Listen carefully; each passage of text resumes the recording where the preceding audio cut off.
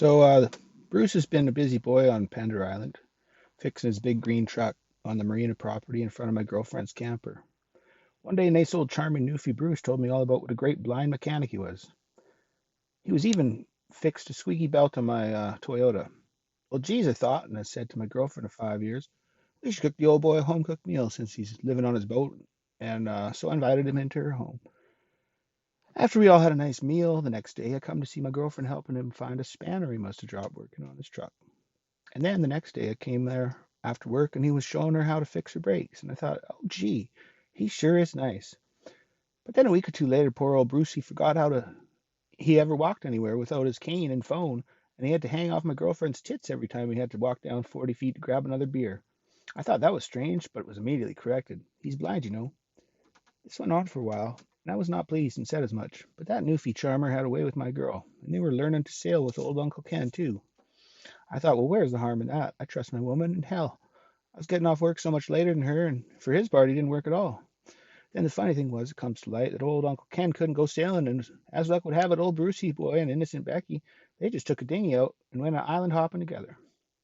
Then one night, I swing by late, and there they are, skulking down the steps from her trailer. They immediately tell me how they was getting some pizza and a crumpet he must have left up there after one of their adventures on the open sea. Had old Bruce been not been a winnowing old man, I could have hit him. Instead, I went inside while the missus led Bruce to his boat. Whoa, what did I see but the bed I made and the light on above it? Innocent Becky swore she was just counting her pills for the week. From that point on, I started writing things down that just wasn't quite adding up. Or really it was, but I didn't like the answer. But you know, old Bruce told me he was married and that he thought of Becky as no more than a daughter. That charming Newfie. Well, things got tumultuous at home, but I was told, rest assured, he must be paranoid, and it went on for another couple of weeks, where I was asked if I would mind if silly little Bruce could sleep on the couch in their trailer, because he had an aunt who sleepwalks and he couldn't get one wink. I told them both to go pound sand with a hearty over my dead body, buddy. Then it got to a point I told the woman I love that I'd had enough. It's him or me. Well, it had nothing to do with old blind Bruce, but she had to choose herself, and that they planned to sleep on in the bay in her boat that very evening because he hadn't shown her how to drop the anchor at night. That didn't exactly check out with me, so I went to the marina at 6 a.m., and wouldn't you know, just as puffed up as a parakeet was our friend Bruce, sitting at the loading dock while she hands him a nice cup of joe.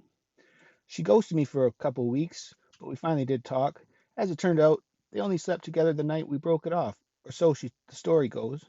She'd been sleeping on his boat now because I spat in his face and yelled at him, and everyone is afraid of what I will do. She assured me I was paranoid, and all that she'd done that night he was there coming down the steps was to get her pajamas ready for bed. If I wasn't so trusting, I'd almost think she was telling me the truth. Wasn't telling me the truth. Anyways, you get the idea.